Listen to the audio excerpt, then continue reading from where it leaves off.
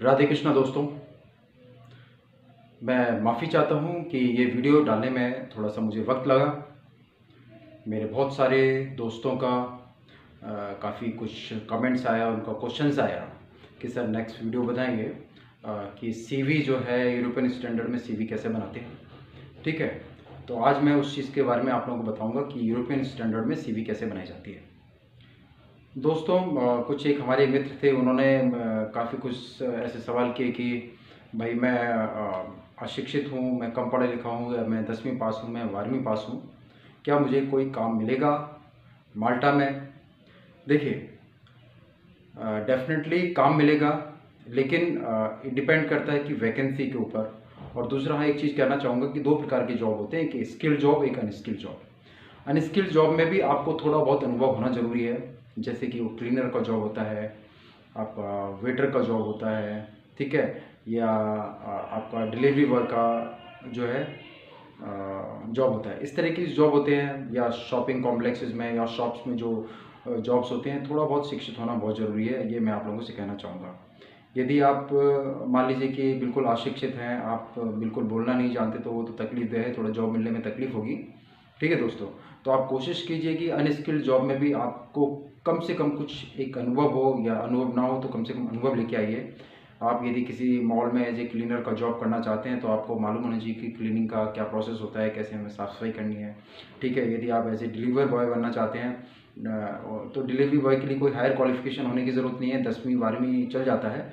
लेकिन उसके लिए आपको जो कम्युनिकेशन स्किल होना बहुत ज़रूरी है। कि देखिए, माल्टा जो है, वहाँ पर एक लैंग्वेज आपको आना बहुत ज़रूरी है, वो है इंग्लिश लैंग्वेज।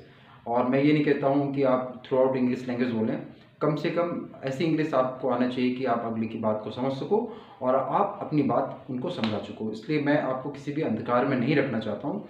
आपको अनस्किल्ड होने के बाद भी आपको लैंग्वेज के ऊपर थोड़ा सा ध्यान देना पड़ेगा, थोड़ा सा आपको समझाना कि कोई आपसे क्या बोल रहा है, आपसे क्या मांग रहा है, आपको उनका नाम पूछना है या आपको एड्रेस पूछना है, इस तरह की चीज़ें आपको आनी जरूरी है। ठीक है, दूसरा दोस्तों, ये चीज़ मैं आपको बताना चाहूँगा, आज की जो स्थिति है, कई लोगों ने ये भी क्वेश्चन किया, कमेंट्स किया कि सर हमने अपना रेज्यूम डाला है, जो माल्टा गवर्नमेंट ऑथराइज जो एजेंसीज है, हमने उसमें रेज्यूम डाली, अभी तक कोई जवाब नहीं आया। तो देखिए, आप जैसे हज़ारों लोग हैं जो उस एजेंसीज में अप्लाई करते हैं, करेक्ट, और सीवी जिसका सिलेक्टेड होता है उसी को ऑफर लेटर दिया जाता है। अब ऐसा तो है नहीं कि आपने अपना रिज्यूम डाला और आपको जॉब मिल जाएगा। माल्टा एक छोटी सी कंट्री है, माल्टा एक छोटी सी कंट्री है, और वहाँ एक लिमिटेड लेबर्स को ही बुलाया जाता है। उससे ज़्यादा यदि मान लीजिए फॉर एग्जांपल एम्प्लॉयर्स के पास जगह पूरी हो गई है, तो फर्स्ट सिलेक्टेड जो कैंडिडेट्स होते हैं उनको सिलेक्ट कर लिया जाता है, इसके बाद वो पोस्ट क्लोज हो जाती है। अब उसके लिए बहुत सारी ऐसी कंपनीज़ हैं वहाँ पर, जो आईटी कंपनीज़ भी हैं, होटल्स इंडस्ट्रीज़ है, टूरिज़्म तो बहुत अच्छा है वहाँ पर। टूरिज़्म डिपार्टमेंट में बहुत सारी, होटल इंडस्ट्री में बहुत सारी एम्प्लॉयज़ की ज़रूरत होती है। लेकिन आप ये सोच करके कभी नहीं चलना कि मैंने अपना रेज्यूम डाला और डालते ही आपको ऑफ़र आ जाएगा। आपको कोशिश करना पड़ेगा। आप जब अपना रेज्यूम डाल के छोड़ेंगे तो मे भी हो सकता है कि वो 1 महीने बाद आपको ऑफ़र दें, हो सकता है 4 महीने बाद आपको ऑफ़र दें, हो सकता है 7 महीने बाद। और ऑफ़र भी कब मिलेगा? जब आपका एक बार इंटरव्यू हो जाएगा। ठीक है, तो इस चीज़ को थोड़ा सा आप अपने दिमाग में डाल के रखिएगा कि जब जॉब होगा तभी वो एजेंसीज या एम्प्लॉयर आपसे कांटेक्ट करेंगे।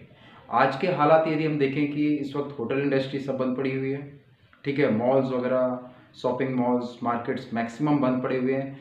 आस्ते आस्ते ओपनिंग हो रही है, लेकिन उसको थोड़ा सा समय लगेगा, जब तक इकोनॉमी थोड़ा सा स्टेबल नहीं हो जाती है। जैसे ही टूरिज़्म बढ़ेगा, सबसे अहम बात है कि जो टूरिज़्म कंट्रीज़ होती हैं, ठीक है, माल्टा एक टूरिज़्म कंट्री है, और वहाँ पे जो जॉब्स निकलते हैं वो होटल इंडस्ट्रीज़ के जॉब ज़्यादा निकलते हैं। तो जब तक माल्टा में टूरिज़्म स्टार्ट नहीं होगा, तब तक आपको जॉब का ऑफ़र मिलना थोड़ा सा तकलीफ दे होगा। लेकिन आप उनके डेटा में अपना रेज्यूम डाल के रखिए, आप उनके लिंक्स पर अपना रेज्यूम डाल के रखिए, ताकि जब भी उनको रिक्वायरमेंट हो, उनको लगेगा कि हाँ, आपका जो प्रोफाइल जो है इस जॉब के साथ मैच हो रहा है, तो वो डेफिनेटली आपसे कांटेक्ट करने की कोशिश करेंगे। लेकिन फिर भी मैं आपसे ये कहना चाहूँगा कि आप और हमारे जैसे बहुत सारे लोग होते हैं जो अप्लाई करते हैं उस एजेंसी पर, ठीक है, लाखों की क्वांटिटी में लोग अप्लाई करते हैं, तो आपका रेज्यूम जो है वो मायने रखता है। ठीक है, मैं सीवी की बात कर रहा हूँ, आपका सीवी मायने रखता है। ये आप जो सीवी बना करके भेज रहे हैं, जो आप अपनी उसमें फ़ोटो टैग करके भेज रहे हैं रेज्यूम में, सीवी में, वो बिल्कुल यूरोपियन स्टैंडर्ड के हिसाब से होनी चाहिए। यूरोपियन स्टैंडर्ड होता क्या है भाई, मैं आपको बताऊं। एक्चुअल में जैसे हमारे इंडिया में क्या होता है कि जब बायोडाटा बनाया जाता है तो उसको 3 4 5 पेज का ऐसे लंबा सा बना दिया जाता है, लेकिन ऐसा यूरोपियन कंट्रीज़ में नहीं होता। आपको सिलेक्टेड पॉइंट जो आपकी एक्सपर्टीज़ है आपको वो उसमें डालने होते हैं। लंबा चौड़ा रेज्यूम बनाने की आपको ज़रूरत नहीं होती है। एक संक्षिप्त रेज्यूम में उनको समझ में आना चाहिए कि आपका प्रोफाइल क्या है, आपका एक्सपीरियंस क्या है होते हैं। ठीक है। अच्छा, माल्टा जो कंट्री है वो मैं फिर से रिपीट करना चाहूँगा कि माल्टा एजेंसीज़ गवर्नमेंट जो वेबसाइट होती है या माल्टा गवर्नमेंट ने कुछ ऑथराइज एजेंसी डाली हुई है अपने वेबसाइट पर, उस पर आपको अपना रेज्यूम डालना है। ठीक है। और रेज्यूम डालने से पहले आपको ये ज़रूर देखना है कि प्रॉपर्ली उसको चेक करना है। जैसे आप कॉमनली आप अपने इंडिया में यदि आप रेज्यूम डालते हो तो उस तरीके से वो रेज्यूम नहीं होता, थोड़ा सा चेंजेस होता है। मैं ये नहीं कह रहा हूँ बहुत ज़्यादा चेंज होता है, थोड़ा सा चेंजेस होता है। थोड़ा सा चेंजेस क्या होता है मैं आपको बताता हूँ। जब भी आप रेज्यूम बना रहे हैं आपको, तो आपको एक तो सबसे पहले आपको अपनी एक फ़ोटोग्राफ सिलेक्टेड छोटी जो पासपोर्ट में लगती है वो छोटी सी फ़ोटोग्राफ होनी चाहिए। कोशिश ये करें कि फ़ोटोग्राफ का जो बैकग्राउंड हो वो रेड कलर का हो। ठीक है। ताकि आपकी जो पिक्चर है वो एकदम से खिल करके सामने पासपोर्ट उस फोटोग्राफ में आए। नंबर एक चीज़। दूसरा, आपका अपना एक मेल आईडी होना चाहिए, आपका एक अपना ऐसा नंबर होना चाहिए जो कंटिन्यू चालू रहे, ताकि जब भी वो एजेंसीज आपसे कांटेक्ट करने की कोशिश करें तो आपसे कांटेक्ट हो। और जो एड्रेस है वो बिल्कुल क्लियर होनी चाहिए। जो एड्रेस आपने पासपोर्ट में मेंशन कर रखा वही एड्रेस आपका रेज्यूमे में होना चाहिए। ठीक है। जब भी आप सीवी बनाते हैं, मैं आपको एक ब्रीफ कर देता हूँ एक्चुअल में कि यूरोपियन स्टैंडर्ड में सीवी कैसे बनाते हैं। फिर इसके बाद मैं आपको उसी सीवी को उसका एक कुछ एग्जाम्पल्स आपको बताऊंगा और उसको कैसे बनाते हैं मैं आपको बताऊंगा। ठीक है दोस्तों। तो सबसे पहले क्या करना है कि आपको जो एक्सपीरियंस है previous to current previous to current जो आपका एक्सपीरियंस है वो इसकी एक लिस्ट होना चाहिए कि कौन सा एम्प्लॉयर है, आप किसके पास काम करते थे और कितने साल आपने काम किया, आपका वहाँ क्या प्रोफाइल था। तो ये करके मान लीजिए फॉर एग्जांपल कि आप 3 होटल्स में आपने काम किया एज ए क्लीनिंग सुपरवाइज़र। तो वो तीनों होटल्स का आप सबसे पहले 2000 मान लीजिए 10 में आपने काम शुरू किया, कब तक किया। फिर इसके बाद मान लीजिए 2013 तक आपने काम किया, फिर 2013 से लेकर के 2017 तक आपने काम किया, सन 2017 से टिल अभी आप जिस कंपनी में काम कर रहे हो। तो इस तरीके से आपको अपना पूरा डेटा जो है पहले आपको साइड में रख देनी चाहिए, अपने जहाँ पर आप बायोडाटा बना रहे हैं आपके उसमें पीसी में रहना चाहिए।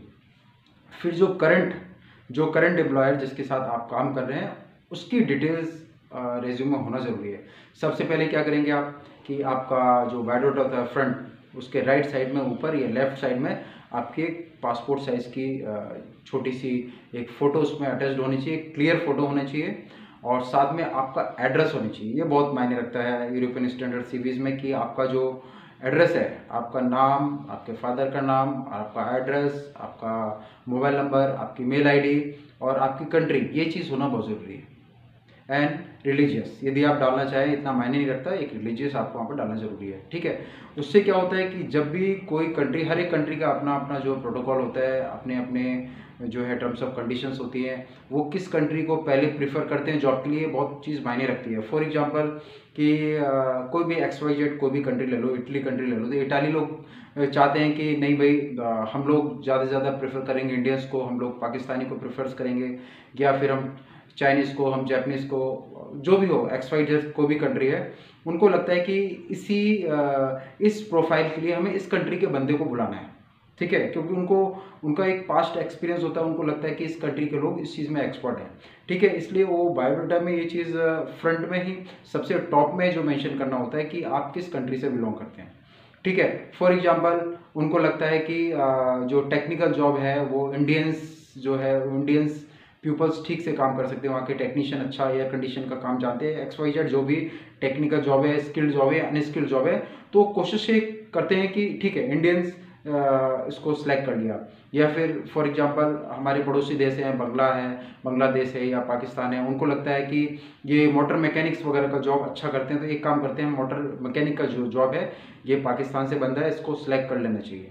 ठीक है। फॉर एग्जांपल बांग्लादेश है, ठीक है, बांग्लादेश में उनको ये लगता है कि ये लोग कारीगरी जो है अच्छी करते हैं बिल्डिंग स्ट्रक्चर्स में, या ये डायमंड्स कटिंग का काम करते हैं, जो भी उनका एक प्रोफाइल उनको लगता है कि इस कंट्री के लोग ये काम बेटर कर सकते हैं, तो फिर वो उसी हिसाब से जो रेज्यूम सेलेक्ट करते हैं। सर वो एक्चुअली में क्या होता है, यूरोपियंस जो है वहाँ की जो एजेंसीज होती हैं, एम्प्लॉयर्स होते हैं, वो अपना टाइम सेव करने की कोशिश करते हैं। वो फोकस करते हैं, सबसे पहले ये देखेंगे, फॉर एग्जांपल उनको लगता है कि नहीं ये इस कंट्री के बंदे ये काम नहीं कर पाएंगे, तो उस रेज्यूम को साइड में रख देते हैं, वो दूसरी कैटेगरी में उसको डाल देंगे।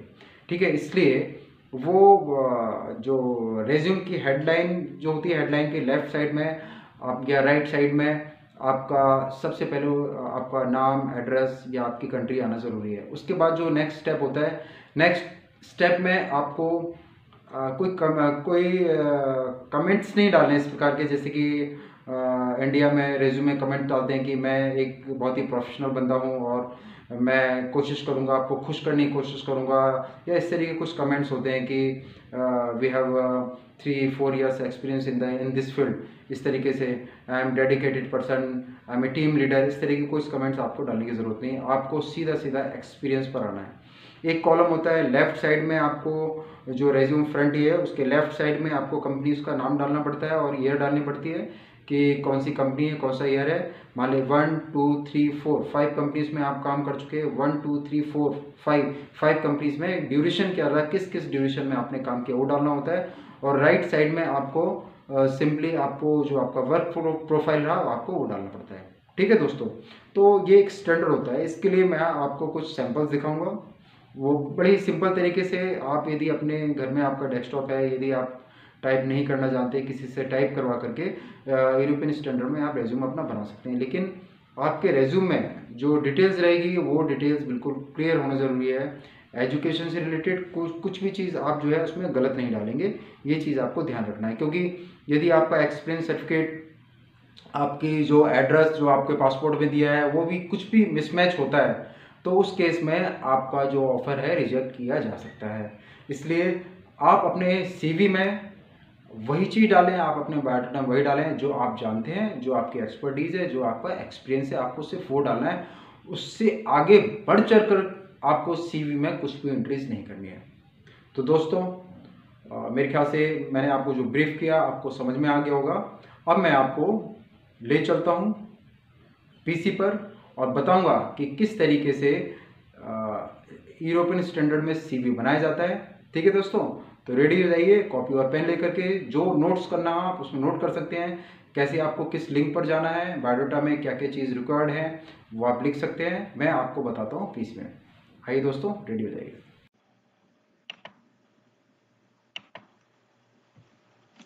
दोस्तों आप ये जो स्क्रीन देख रहे हैं डेस्कटॉप की, मेरे लैपटॉप की, मैं आपको सिंपल सा तरीका बताना चाहता हूं कि आपको सीवी कैसे बनाना है। दो तरीके हैं सीवी बनाने के। या तो कोई यदि प्रोफेशनल बंदा है, आप उससे सीवी बनवाते हैं तो आपसे 2-2,500-3,000 रुपये आपसे ले लेगा। बेटर तरीका है कि आप बड़े ही आसानी से मात्र 150 रुपये खर्च करके, मैं आपको एक वेबसाइट बताऊंगा, वहां पर आप 150 रुपये मात्र खर्च करके एक अच्छी सी सीवी बनवा सकते हैं यूरोपियन स्टैंडर्ड पर। कैसे बनानी है मैं आपको बता देता हूँ। और कोई ज़रूरी नहीं है कि आप वो 150 रुपये दे करके आप सीवी बनवाएं। उसका एक सैंपल आ जाता है, सैंपल फॉर्मेट। वो सैंपल फॉर्मेट भी एज इट इज़ यदि आप टाइप करके बना सकते हैं, या वो फॉर्मेट का प्रिंट आउट निकाल करके आप किसी से वो टाइप करवा सकते हैं, तो वो आपका उससे काम चल जाएगा। ठीक है दोस्तों, तो एक वेबसाइट है, आप उसको लिख लीजिए www.cvmaker.com। देखिए स्क्रीन में आप मेरे सामने देख रहे हैं www.cvmaker.com। इसमें सीवी मेकर में आप 15 मिनट के अंदर जो भी डिटेल्स हैं आपकी वो डालना है, और डाल करके आपको $2 के आसपास आपको पे करने होते हैं और आपका सीवी बनकर तैयार हो जाता है। ये देखिए फॉर एग्जांपल मैं यहाँ पर जाता हूँ कि create your CV.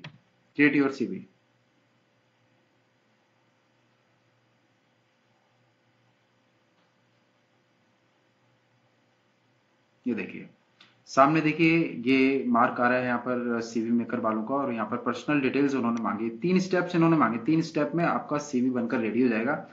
First step है पर्सनल डिटेल्स, पर्सनल डिटेल और आपकी फोटो, एक्सपीरियंस एंड टेम्पलेट्स। करना क्या है आपको, सबसे पहले बिल्कुल सिंपल तरीका है आपको अपनी सीवी बनाने का। जो इंस्ट्रक्शंस दिए गए हैं, फॉर एग्जांपल यहाँ पर दिया है कि ऐड फोटो ऑप्शनल। ठीक है, आप इसमें लिखा हुआ है ऐड फोटो ऑप्शनल है, यदि आपको चाहिए तो ऐड करें, नहीं चाहिए तो नहीं करें। तो यूरोपियन स्टैंडर्ड में आप यदि फोटो यदि आप रखेंगे उसमें ऑप्शनल में तो अच्छा है। तो आप इसको क्लिक करेंगे और यदि कोई फोटो है मेरे पास तो मैं उसको डाल करके दिखाता हूँ।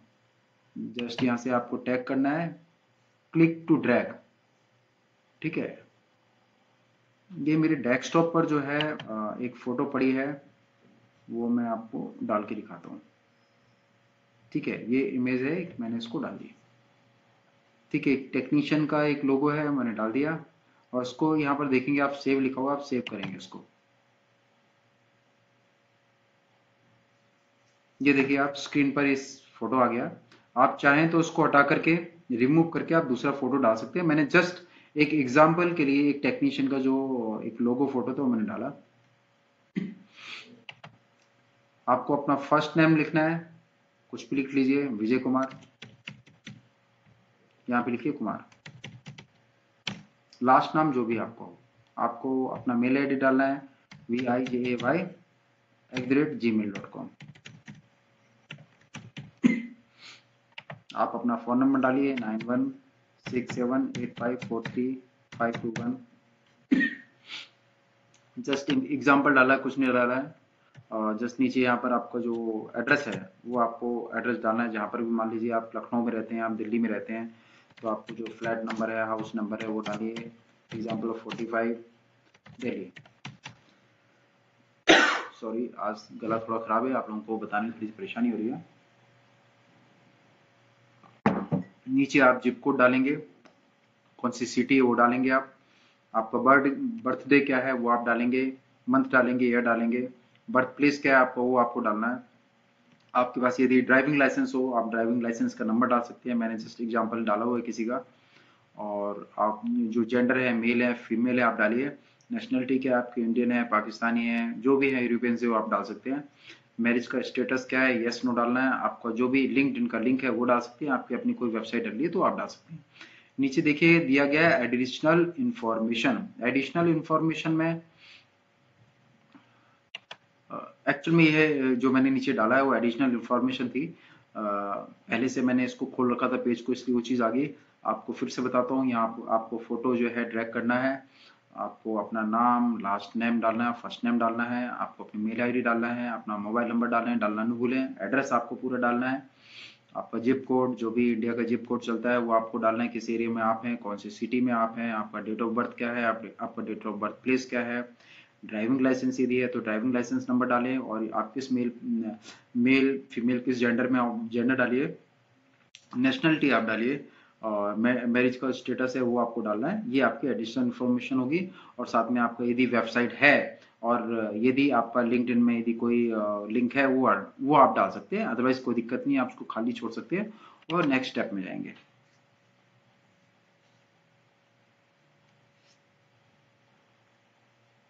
नेक्स्ट स्टेप पे देखेंगे आपकी यहाँ पर आपको डिस्क्राइब करना है। फॉर एग्जांपल कि आप क्लीनर हैं, हेल्पर हैं, जो भी आपको डिस्क्रिप्शन डालना है इसके अंदर। एक कि मुझे फॉर एग्जांपल 6 इयर्स का एक्सपीरियंस है होटल इंडस्ट्रीज में, और मैं क्लीनिंग में ये जॉब कर लेता हूँ, XYZ। जो भी आपका एक्सपीरियंस है वो आपको यहाँ पर डाल देना डिस्क्रिप्शन में। ठीक है, आपको टिप्स ही मिल जाएगी, यदि कोई टिप्स चाहिए तो आप डाल दें। फिर इसके बाद आप सेव कर दें उसको। वर्क एक्सपीरियंस आपको क्या है, आपको वो डालना है।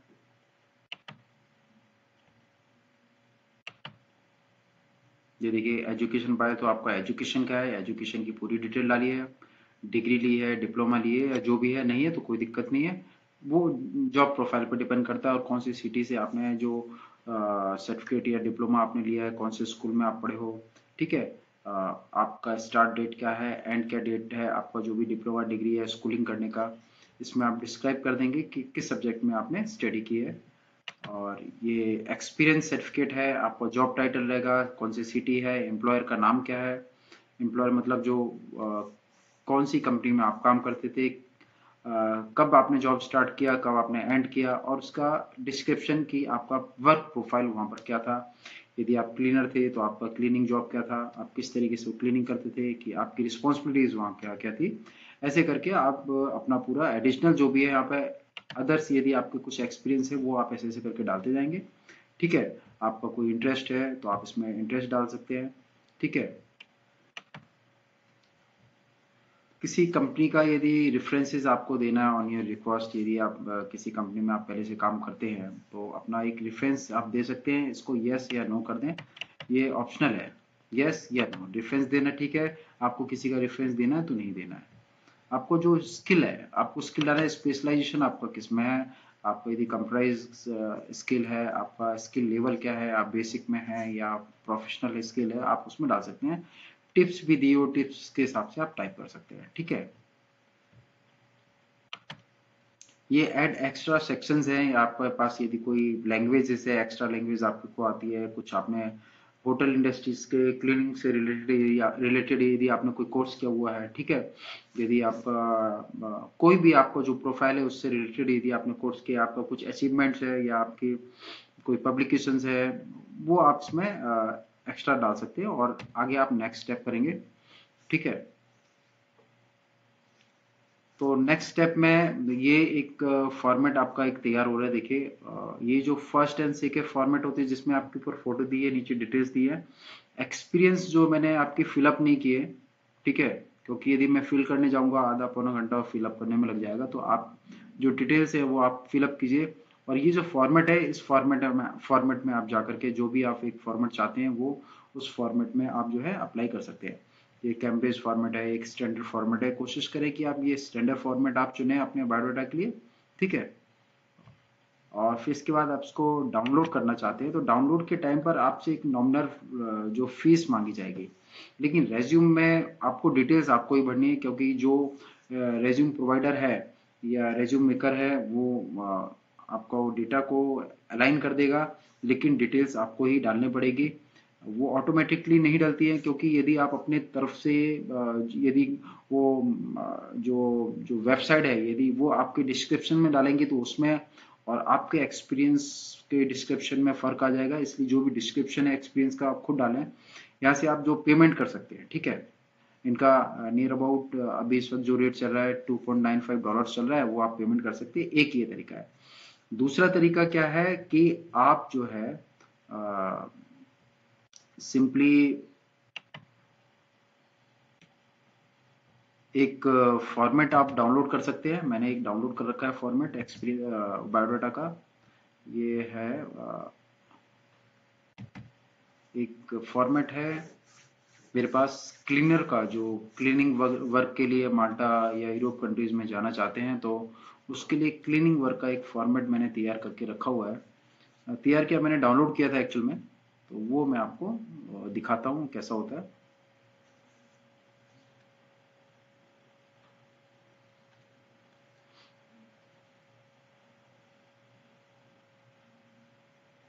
ये देखिए एक सिंपल सा फॉर्मेट है क्लीनर का, क्योंकि ऑलमोस्ट जो मेरे पास कई सारे ऐसे रेज्यूम्स आए हैं जिन्होंने बोला हमें क्लीनर का जॉब करना है, यदि हमें डिलीवरी बॉय का जॉब करना है, या फिर हमें कोई जो छोटे जो जॉब्स होते हैं, नॉन स्किल्ड कह सकते हैं आप उसको, स्किल्ड जॉब रहते हैं। स्किल्ड यदि आपके पास कोई सर्टिफिकेट है क्लीनिंग साफ सफाई का या डिलीवरी का तो वो आप उसमें डाल सकते हैं। लेकिन नॉर्मली जो नॉन स्किल्ड के लिए ये रेज्यूम इस टाइप का होता है इसमें, लेकिन उसमें भी आपको डिटेल्स डालनी होती है। फॉर एग्जाम्पल आपका नाम क्या है और आप एक्चुअल में वर्क क्या करते हैं, वो आपने डाल दिया क्लीनिंग ऑपरेटिव। ये जेन स्मिथ है और क्लीनिंग ऑपरेटिव है। इसकी लोकेशन जो है दी हुई है, नीचे उसका मोबाइल नंबर दिया है और ईमेल आईडी दी गई है। आप चाहे कॉर्नर में एक अपना एक फोटो डालेंगे तो ज़्यादा बेहतर होगा। प्रोफेशनल प्रोफाइल में इन्होंने एक समरी सी बनाई है छोटी सी, वो समरी यदि आप बना देंगे तो बेहतर होगा। डायरेक्ट यदि आप सेंड करेंगे अपना रेज्यूम, उसमें समरी नहीं बनाएंगे तो एक तरह से पूरा रेज्यूम उनको स्टडी करना होता है, तो समरी बना देंगे अच्छा होगा। मैंने वीडियो में मतलब ये बताया गया लास्ट जो मैं जिसमें आपको ब्रीफ कर रहा हूँ, मैंने बोला जो रेज्यूम ज़्यादा लेंथी भी नहीं होनी चाहिए और इतना शॉर्ट भी नहीं होनी चाहिए कि आपके बारे में पता ना चल पाए। जैसे कि इसमें दिया है प्रोफेशनल प्रोफाइल लिख करके and efficiency cleaning professional with our 8 year experience and knowledge of cleaning stock control and maintenance, ठीक है। इसके बाद आप जो भी डिटेल्स है आप नीचे डाल सकते हैं कि skilled in a wide range of the cleaning service with the ability of the cleaning maintain school hospitals and commercial premises in line with the high quality standard, ठीक है।